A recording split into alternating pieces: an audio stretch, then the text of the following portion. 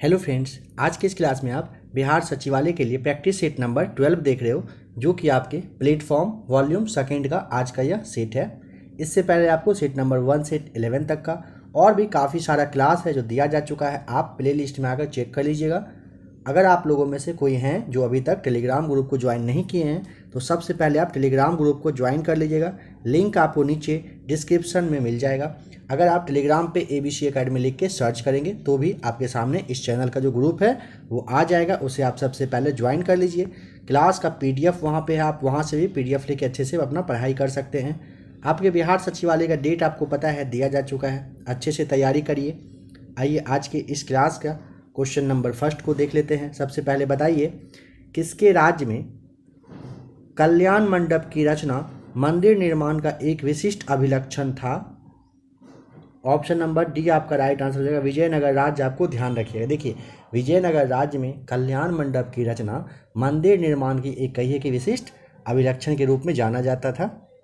विजयनगर साम्राज्य की अगर पूछेगा राजधानी बताइए जरा सा कहाँ पर था, तो हम्पी रहा था। ध्यान रखेंगे, ठीक है, जो कि तुंगभद्रा नदी के किनारे में बसा हुआ था। और यहाँ पे एक बात समझ लीजिएगा कि विजयनगर के टाइम में जो भी मंदिर बना है, यह भी क्वेश्चन पूछा जाता है, वो सारे द्रविड़ जो वास्तुकला शैली है उसी के अकॉर्डिंग ये सारा मंदिर वहाँ पे बना है। नंबर सेकेंड है, 6ठी शताब्दी ईसा पूर्व का मत्स्य महाजनपद स्थित था कहाँ पर?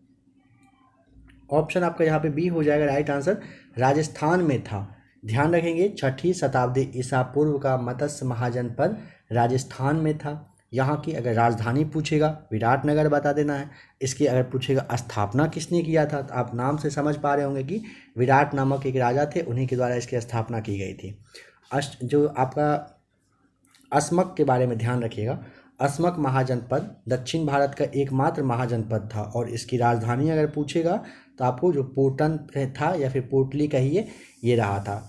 उसके बाद आप समझिए, जैसे गंधार महाजनपद था, उसकी राजधानी थी कौन सी? तक्षशिला। ठीक है। अंग महाजनपद पूछा जा सकता है तो उसकी राजधानी थी चंपा। चलिए नंबर थर्ड देखिए, निम्नलिखित में से किसने 1755 में डिंडीगुल मैसूर में एक आधुनिक शास्त्रागार की स्थापना किया था? ऑप्शन बी राइट आंसर हो जाएगा, हैदर अली। आपको ध्यान रखना है। देखिए, हैदर अली ने पहला जो आंग्ल मैसूर युद्ध हुआ था, जो कि आपका 1767 से 69 ईस्वी तक चला था, पहला आंग्ल मैसूर युद्ध। ठीक है। इसमें अंग्रेज को हराया थे इसने और मद्रास के संधि पर फिर यहाँ पे साइन हुआ था। ठीक है। अब यहाँ पे समझिए कि टीपू सुल्तान हैदर अली का ही पुत्र था। ठीक है। 1761 ईस्वी अगर आपको ध्यान हो तो 1761 में हैदर अली मैसूर का शासक बना था। ठीक है। इनमें से बताइए कौन सूफी संत है जो महबूब ए इलाही कहलाता था? ऑप्शन डी शेख निजामुद्दीन औलिया। आपको ध्यान रखना है, सूफी संत शेख निजामुद्दीन औलिया महबूब ए इलाही के नाम से जाने जाते थे। ठीक है। ध्यान रखिएगा कि चिश्ती संत में सबसे जो लोकप्रिय संत रहे थे निजामुद्दीन औलिया रहे थे। ठीक है। और वे पूछा जाता है किसके शिष्य थे, तो बाबा फरीद। आपको ध्यान रखना है। ठीक है। चलिए नेक्स्ट क्वेश्चन नंबर 5 देखते हैं। सिख संघ के 12 राज्यों को क्या कहा जाता था? काफ़ी इंपॉर्टेंट क्वेश्चन है, जवाब दीजिए क्या होगा। कह रहा है कि सिख संघ के 12 राज्यों को, ऑप्शन आपका ए हो जाएगा राइट आंसर, मिसल कहा जाता था। ठीक है। मिसल अरबी शब्द है, इसका अर्थ होता है समान यानी कि इक्वल होता था। बक्सर की लड़ाई के समय बंगाल का नवाब कौन था? चलिए इस क्वेश्चन का जवाब आप बताइए, तो आप इसको ज़रूर कमेंट करके बताइएगा। नेक्स्ट क्लास में इसका जवाब आपको बताया जाएगा। बहुत बार ये बताया जा चुका है। मान लीजिए अगर यह क्वेश्चन एग्जाम में आता है तो आप क्या टिक करेंगे? बक्सर की लड़ाई के समय बंगाल का नवाब सिराजुद्दौला, मीर कासिम, मीर जाफ़र या फिर नजमुद्दौला, इन चारों में से जो भी होगा नंबर 6 लिख के राइट आंसर बताइए आप क्या है। नंबर 7 है, बाल गंगाधर तिलक को किसने अशांति का जनक कहा? ऑप्शन सी आपका राइट आंसर हो जाएगा, वैलेंटाइन चिरोल कहिए, इन्होंने अशांति के जनक कहे थे। ठीक है। देखिए, महाराष्ट्र में जो क्रांतिकारी आंदोलन वगैरह स्टार्ट हुआ था ना, इस स्टार्ट करने का श्रेय तिलक के एक पत्रिका जो थी केसरी, जो कि मराठी में प्रकाशित होता था, उसी को जाता है, केसरी को जाता है। ठीक है, आपको पता रखना है कि इनके ही द्वारा, बाल गंगाधर तिलक साहब के द्वारा वर्ष 1893 में गणपति वाला जो पूजा स्टार्ट हुआ है, गणपति पूजा, और 1800 इसके 2 वर्षों के बाद उत्सव स्टार्ट हुआ था, शिवाजी उत्सव। ठीक है, इन दोनों का जो श्रेय है इन्हीं को जाता है, इसका भी ध्यान रखेंगे, इस पॉइंट को भी काफ़ी इंपॉर्टेंट है। निम्नलिखित में से किस वर्ष बंगाल के मिदनापुर जिले में जातीय सरकार की स्थापना हुई थी? Option number D right answer हो जाएगा। वर्ष 1942 में बंगाल के मिदनापुर जिले में जातीय सरकार की स्थापना हुई थी। ठीक है, देखिए इसका अगर गठन पूछेगा कि जरा बताइए कि कब हुआ था, डेट बताना है, तो 17 दिसंबर, ठीक है, 17 दिसंबर 1942 को तमलुक जातीय सरकार का गठन हुआ था। ठीक है, चलिए नेक्स्ट क्वेश्चन है, परिभाषा से संवैधानिक सलाहकार का अर्थ है? ऑप्शन नंबर डी हो जाएगा राइट आंसर, सीमित सरकार हो जाएगा। नंबर 10 है, यदि भारत के राष्ट्रपति का पद रिक्त हो जाए और उपराष्ट्रपति भी न हो तब कौन कार्यवाहक राष्ट्रपति होगा? तो ऑप्शन डी सर्वोच्च न्यायालय के मुख्य न्यायाधीश होंगे। नंबर 11 है, भारत के राष्ट्रपति और उपराष्ट्रपति के निर्वाचन में उठे संदेहों और विवादों के मामले में जांच और निर्णय निम्नलिखित में से किस संवैधानिक प्राधिकरण द्वारा किए जाते हैं? मतलब कहाँ पे किया जाएगा? तो ऑप्शन ए भारत का उच्चतम यानी कि सुप्रीम कोर्ट में किया जाएगा। लोकसभा का कोरम कुल सदस्य का कितना भाग होता है? क्वेश्चन देखने के साथ ही आप समझ गए होंगे, ऑप्शन नंबर सी हो जाएगा। निम्नलिखित में से कौन लोकसभा के सत्र का अवसान करने के लिए प्राधिकृत है? नंबर 13 का ऑप्शन नंबर आपका हो जाएगा सी राष्ट्रपति। देखिए राष्ट्रपति लोकसभा का जो सत्र होता है उसको स्टार्ट करने के लिए मतलब इनके पास ये रहता है, बट यहाँ पे आपको ध्यान रखना है कि जो जैसे 2 सत्र चालू होता है तो उसके बीच में ना 6 महीने से अधिक का टाइम पीरियड नहीं होना चाहिए। इन सब पॉइंट्स को भी ध्यान रखिएगा। PIL बताइए क्या है? काफ़ी इंपॉर्टेंट क्वेश्चन है यह भी आपके लिए, यानी कि शॉर्ट फॉर्म से फुल फॉर्म, इसका भी क्लास आपको दिया जा चुका है, आप ज़रूर एक बार उसे चेक कर लीजिएगा। लूसेंट ऑब्जेक्टिव का क्लास है आपके लिए। तो इसका right answer option number a public interest litigation हो जाएगा राइट आंसर। ठीक है, यानी कि आप समझ पाए जो जनहित याचिका वगैरह होता है ना, जैसे मानव अधिकार वगैरह समानता के लिए अगर किसी तरह का मुद्दा वगैरह उठाना हो तो इसके लिए एक PIL दायर जो किया जाता है, इसे ही आप PIL यानी कि पब्लिक इंटरेस्ट लिटिगेशन के नाम से आप जानते हो। गांधीवाद और मार्क्सवाद के बीच एक समान सहमति पाई जाती है, या निम्नलिखित में से कौन सी है? ऑप्शन ए एक अंतिम लक्ष्य के रूप में राज्य विहीन समाज आपका राइट आंसर है। पंचायती राज बताइए किसका विषय है? ऑप्शन सी पंचायती राज हो जाएगा राज्य सूची का। निम्नलिखित युग्मों पर विचार करिए और यहाँ पे कौन सा सही सुमेलित है आपको बताना है।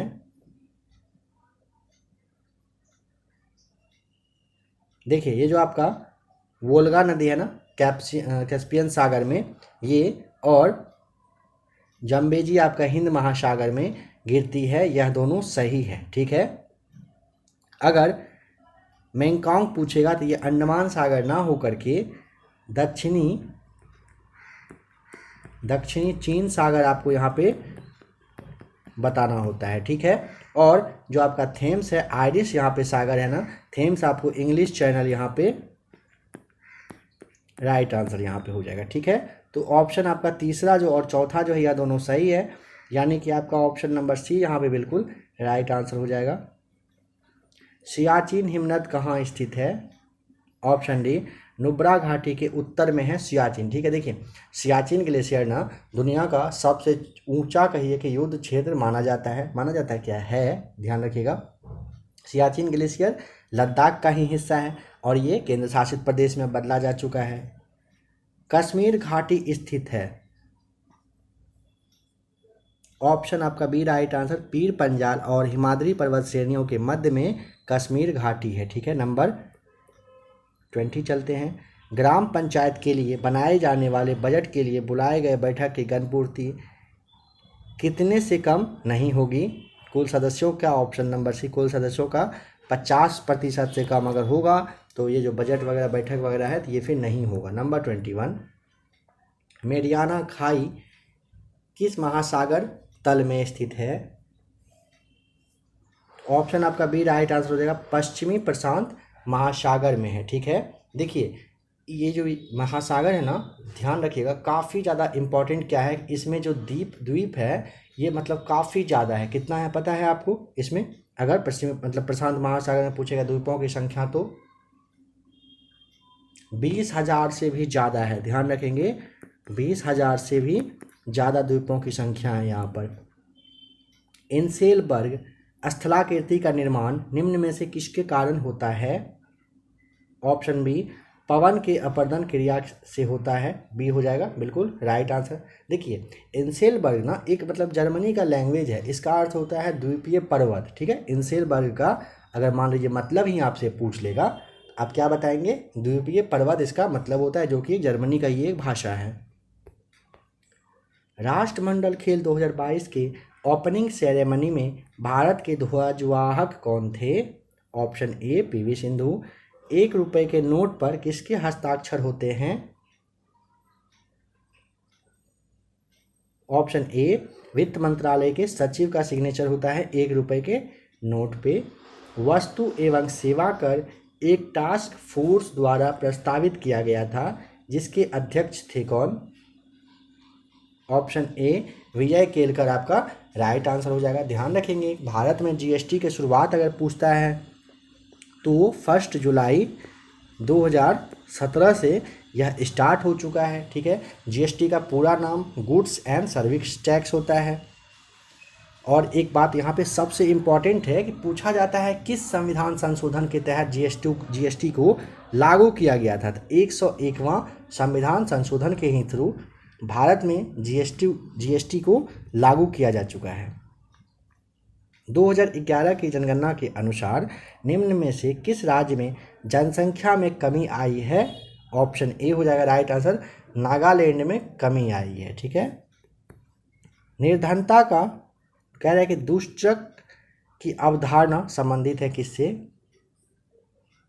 ऑप्शन बी आपका हो जाएगा राइट आंसर, नक्शे से संबंधित है। शबरीमाला मंदिर कहाँ पर स्थित है? Kerala. Option A right answer हो जाएगा। भारत में केंद्रीय आलू अनुसंधान संस्थान कहाँ पर स्थित है? Option A right answer, Shimla में है। ठीक है, कुछ कुछ यहाँ पे और आप समझ लेंगे तो अच्छा रहेगा। देखिए जैसे इसके अलावा भी आपसे क्या क्या पूछा जाता है जो इम्पोर्टेंट है, केंद्रीय कपास अनुसंधान संस्थान पूछेगा अगर कपास के बारे में, तो आप क्या बताएंगे? आप याद करने की कोशिश करिए, अगर आपको ध्यान आ रहा हो तो तब आपको नागपुर बताना है। अगर फसल शोध संस्थान पूछता है तो तिरुवनंतपुरम हो जाएगा आपका। गन्ना शोध संस्थान पूछेगा अगर, गन्ना फटाक से याद करने की कोशिश करिए क्या होगा? गन्ना के लिए आपको लखनऊ हो जाएगा। ठीक है, चलिए भारतीय कृषि अनुसंधान संस्थान याद करिए कहाँ पर है। अगर आप नई दिल्ली सोच पाए तो आप बिल्कुल सही है, यहाँ पे भारतीय कृषि अनुसंधान संस्थान है। बताना है कि कौन सा देश बिम्स्टेक का सदस्य नहीं है? भारत है, नेपाल है, भूटान है, बट मालदीव नहीं है। ऑप्शन डी राइट आंसर हो जाएगा। ठीक है, अगर पूछेगा जरा सा ये बता दीजिए कि इसकी स्थापना कब हुई थी बिम्स्टेक की, तो आपको 1997 ईस्वी बताना है। डेट अगर पूछता है तो जून में हुआ था। किस जून को? तो 6 जून को। ठीक है, 6 जून को 1997 में बिम्स्टेक की स्थापना की गई थी। इंटरनेशनल कोर्ट ऑफ जस्टिस का हेड क्वार्टर कहाँ पर स्थित है बताइए? ऑप्शन आपका हो जाएगा D right answer, the Hague में है। ठीक है, ध्यान रखेंगे, the international court of justice का हेड क्वार्टर द हेग में है। ठीक है, अंतर्राष्ट्रीय न्यायालय की जो स्थापना पूछेगा 26 जून 1945 को की गई थी। इसकी अगर पूछेगा जैसे कि सरकारी भाषा जरा सा बताइए, कौन कौन सा भाषा यहाँ पे सरकारी इसका मतलब मान्यता प्राप्त है इसमें? तो फ्रेंच और इंग्लिश में यहाँ पे जो भी कार्रवाई होता है वो होना होता है। इसमें टोटल अगर पूछेगा जजों की संख्या तो 15 होना होता है। ठीक है, अगर पूछेगा विश्व बैंक की मुख्यालय कहाँ पर, तो वाशिंगटन डीसी। यूनेस्को का मुख्यालय पेरिस में है। यूनिसेफ का न्यूयॉर्क में है। विश्व व्यापार संगठन जेनेवा हो जाएगा।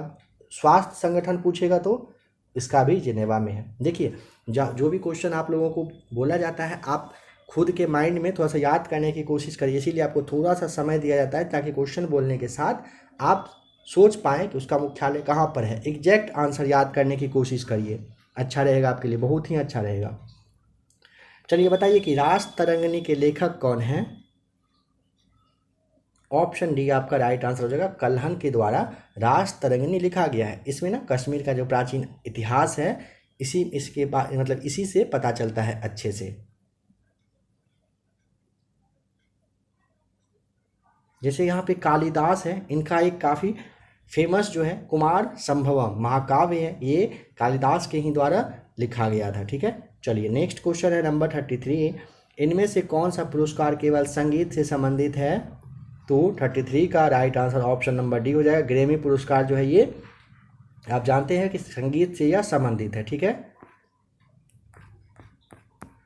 नंबर 34 देखिए, जैसे आपका ग्रैमी पुरस्कार है ना, ध्यान रखेंगे कि अमेरिका में जो national academy of recording arts and sciences है, इसके द्वारा हर साल दिया जाता है। ठीक है, चलिए नंबर 34 बताना है कि येन जो है ना कहाँ की यह मुद्रा है। ऑप्शन आपका हो जाएगा बी, जापान की मुद्रा है। ठीक है,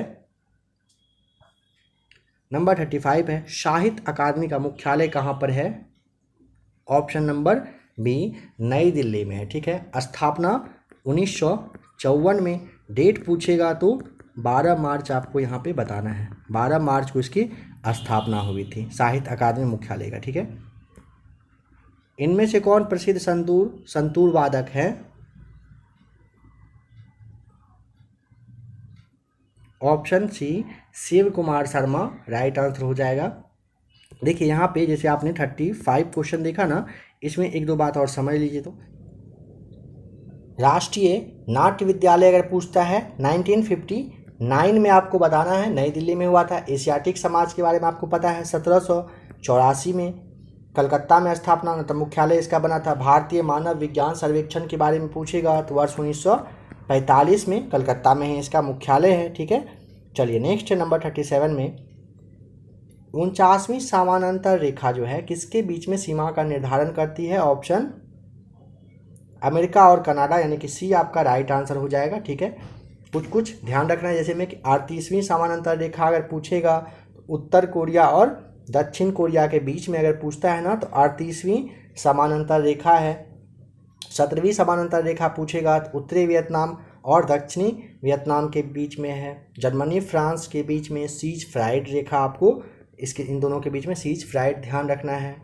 भारत और पाकिस्तान के बीच में पूछेगा 24वीं समानांतर रेखा है। ठीक है, निम्नलिखित में से कौन एक यूनेस्को विश्व धरोहर स्थल नहीं है। अजंता की गुफाएं, रानी की जो वाव है और सूर्य मंदिर जो कोणार्क का है, ये सारे हैं। Jantar Mantar option number C हो जाएगा आपका, ये यूनेस्को का धरोहर स्थल के रूप में इसे नहीं जाना जाता है। नंबर 39 में बताइए कि न्याय मित्र निम्नलिखित में से किस संस्था का सेवक था। न्याय मित्र पूछा है 39 का, राइट आंसर ऑप्शन नंबर आपका हो जाएगा ए, सही जवाब ग्राम कचहरी का। ठीक है, भारत की सबसे लंबी राजमार्ग सुरंग कौन सी है। तो ऑप्शन नंबर आपका हो जाएगा सी, अटल सुरंग है। ठीक है, इसका उद्घाटन जो है 3 अक्टूबर को किया जा चुका है। 3 अक्टूबर 2020 में, यानी 2020 में। अटल सुरंग 10,000 फीट से अधिक ऊंचाई पर दुनिया का सबसे लंबी राजमार्ग सुरंग है, ये ध्यान रखिएगा। चलिए नंबर 41 देखते हैं। उत्तरी अटलांटिक संधि, जिसका के नाम है नाटो के नाम से आप जानते हैं, इसका मुख्यालय बता दीजिए। तो ऑप्शन नंबर डी आपका हो जाएगा ब्रुसेल्स में है। ठीक है, यानी कि बेल्जियम में इसका मुख्यालय है। अभी टोटल 30 सदस्य इसमें शामिल हैं। नंबर 42 बिहार के पैरा खिलाड़ी प्रमोद भगत किस खेल से संबंधित हैं जिन्हें हाल ही में मेजर ध्यानचंद खेल रत्न अवार्ड मिला है। तो ऑप्शन ए, पैरा बैडमिंटन से। गीत गोविंद किसने लिखा था। तो आप जानते हो ऑप्शन ए, जयदेव के द्वारा लिखा गया है। विष्णु शर्मा के द्वारा लिखा गया है। पंचतंत्र जो काफ़ी फेमस है, अमर सिंह के द्वारा लिखा गया है अमरकोश।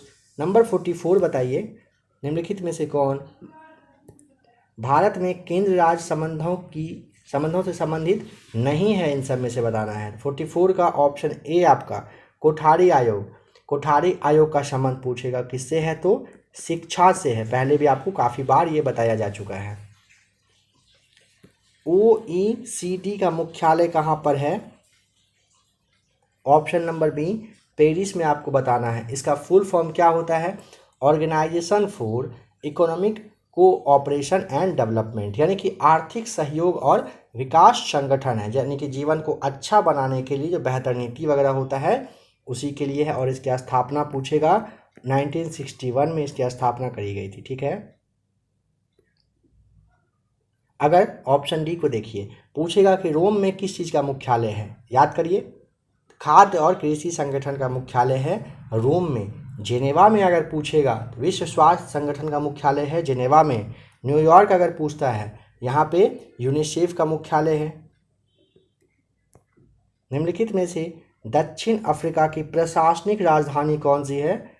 काफ़ी इंपॉर्टेंट क्वेश्चन यहाँ से ये बन के आता है। तो ऑप्शन नंबर आपका डी हो जाएगा, प्रीटोरिया। आपको ध्यान रखना है, दक्षिण अफ्रीका की प्रशासनिक राजधानी कौन सी है? प्रीटोरिया, आपको ध्यान रखेंगे। ठीक है, नंबर 47 देखिए, फेसबुक के संस्थापक बताइए कि कौन है? ऑप्शन आपका हो जाएगा बी मार्क जुकरबर्ग। स्थापना 2004 में किया गया था। 2011 की जनगणना के अनुसार भारत का सर्वाधिक साक्षर राज्य कौन सा है? तो आप जानते हैं, ऑप्शन डी केरल जो है लगातार मतलब कहिए कि टॉप पे है, और बिहार सबसे पीछे है शिक्षा के मामले में। बाल विवाह को निरुत्साहित करने वाला अधिनियम 1891 में मुख्यतः किसके अनुरोध पर पारित करा गया था? ऑप्शन सी हो जाएगा राइट आंसर, मालाबारी। आपको नाम यहाँ पे ध्यान रखना है। ठीक है, ये पारसी सुधारक थे BM मालाबारी। इन्हीं की कहिए कि मतलब कोशिश करने की वजह से 1891 में मतलब खुशी खुशी एज वगैरह को निर्धारित किया गया था। ठीक है, बताइए निम्न में से आंध्र प्रदेश का शास्त्रीय नृत्य बता दीजिए कि इनमें से कौन सा है? तो option number D Andhra Pradesh Kuchipudi हो जाएगा। क्राउन का ऑब्जेक्टिव वाला क्लास आपको दिया जा चुका है, उसे देखिएगा।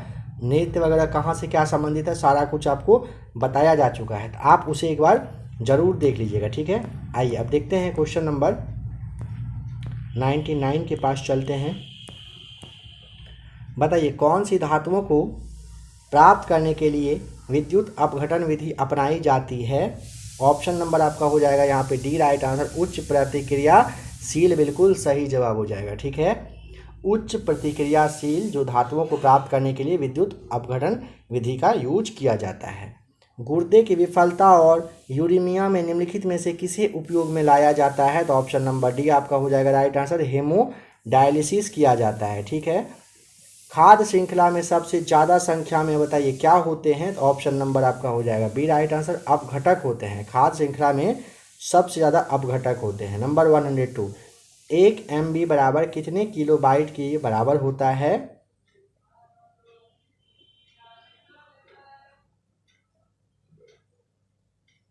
तो 1024 या फिर 2 ⁻10 आपका दोनों राइट आंसर यहाँ पे हो जाएगा। ठीक है, एकाधिक विखंडन पाया जाता है किसमें? प्लाज्मोडियम में। ऑप्शन नंबर आपका यहाँ पे डी राइट आंसर हो जाएगा। चलिए बताइए एल्डिहाइड का क्रियाशील समूह इन सब में से कौन सा हो जाएगा? Option number B right answer हो जाएगा। मानव शरीर के किस अंग में रुधिर ऑक्सीजन युक्त होता है? ऑप्शन बी फेफड़ा हो जाएगा राइट आंसर। मानव शरीर के फेफड़ा अंग में ना रुधिर ऑक्सीजन युक्त होता है। देखिए फेफड़ा तक अशुद्ध रक्त जो होता है ना, ये फम्फुस धमनी के द्वारा कहिए कि मतलब पहुंच जाता है, पहुंचाया जाता है। ठीक है, एक परमाणु का परमाणु विन्यास 2, 8 और 5 है। निम्नलिखित में से कौन सा तत्व उसके साथ रासायनिक समानता दर्शाता है? ऑप्शन नंबर आपका यहाँ पे डी हो जाएगा राइट आंसर।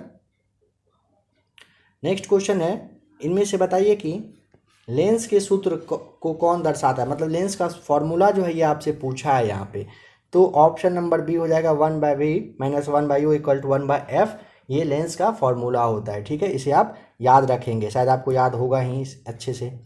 108 है चुंबकीय क्षेत्र, यानी कि बी का मात्रक बताइए कि क्या होता है। बी का मात्रक वेबर, ऑप्शन जो आपका सी, ऑप्शन आपका यहाँ पे डी हो जाएगा, वेबर मीटर स्क्वायर आपका राइट आंसर हो जाएगा, ठीक है। अगर पूछेगा चुंबकीय फ्लक्स का सीजीएस मात्रक क्या होता है तो मैक्सवेल आपको बताना है, ठीक है। चुंबकीय क्षेत्र की तीव्रता के बारे में पूछा जाता है, सदिश राशि है, अदिश राशि है, तो सदिश आपको बताना है, ठीक है। एक ट्रांसफार्मर प्रयोग किया जाता है किस चीज़ के लिए, तो ऑप्शन बी प्रत्यावर्ती धारा के लिए, ठीक है। ट्रांसफार्मर एक ऐसा मतलब कहिए कि उपकरण है जो एसी परिपथ में जो वोल्टेज आता है ना उसको बढ़ाने घटाने का काम यही करता है। निम्नलिखित में से विद्युत चुंबकीय तरंग नहीं है, बताइए कौन सा है जो नहीं है। ऑप्शन सी कैथोड किरण आपका हो जाएगा राइट आंसर। कैथोड किरणें विद्युत चुंबकीय तरंग नहीं है। बाद बाकी जैसे आपका पराबैंगनी किरण है, एक्सरे है, अवरक्त किरण है, ये सारे चुंबकीय तरंग है। रबर से इस्पात ज़्यादा प्रत्यास्थ है, ये क्या है बताइए। ऑप्शन ए ये आपका सत्य है, मतलब सही कथन है। यह आपका धारा जो अमीटर द्वारा मापी जा सकती है क्या कहलाती है, ऑप्शन नंबर सी मुक्त धारा कहलाती है, ठीक है। ध्यान रखेंगे किसी चालक में आवेश का जो प्रवाह होता है ना उसी को आप विद्युत धारा के नाम से जानते हैं। विद्युत धारा पूछेगा कैसा, विद्युत धारा घनत्व अगर पूछेगा सदिश या अदिश तो सदिश राशि आपको बताना है। कौन सा लेजर के लिए सही नहीं है, ऑप्शन सी राइट आंसर हो जाएगा। फैलाव जो है ये सही नहीं है, ठीक है। निम्न में से कौन सा परमाणु कह रहा है कि पी टाइप अशुद्धता के लिए उपयोग किए जा सकते हैं, ऑप्शन डी बोरोन आपका हो जाएगा, ठीक है। समआयतनिक प्रक्रम में आंतरिक ऊर्जा में वृद्धि है, ऑप्शन बी अवशोषित उष्मा के बराबर हो जाएगा राइट आंसर। बोसोन है, बताइए नंबर 116 में बोसोन क्या है, ऑप्शन ए हो जाएगा विद्युत चुंबकीय विकिरण के फोटोन आपका राइट आंसर हो जाएगा। इलेक्ट्रॉन जैसे है खोज पूछेगा किसने किया था, जे थॉमसन के द्वारा इसका खोज किया गया था। 117 बताइए निकोल प्रिज्म किस घटना पर आधारित है, ऑप्शन सी दोहरे अपवर्तन पर। ध्यान रखेंगे क्वेश्चन यह पूछा जाता है निकोल प्रिज्म तो दोहरे अपवर्तन की घटना पर ये बेस्ड रहता है, ठीक है।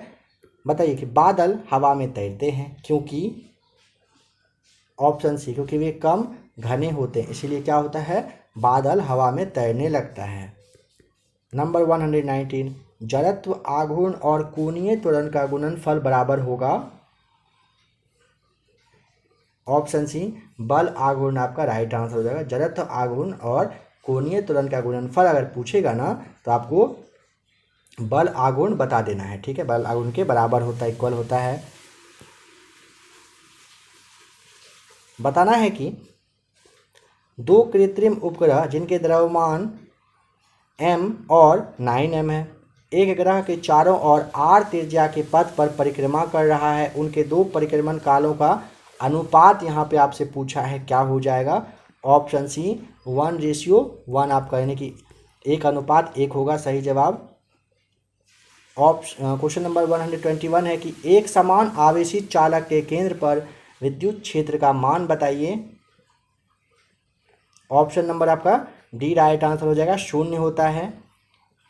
यदि किसी यांत्रिक तरंग की आवृत्ति 256 हर्ट्ज है और उसकी गति 512 मीटर पर सेकेंड है तो उसकी तरंग दैर्घ्य होगी कितनी होगी, ऑप्शन सी राइट आंसर हो जाएगा 2 मीटर होगा।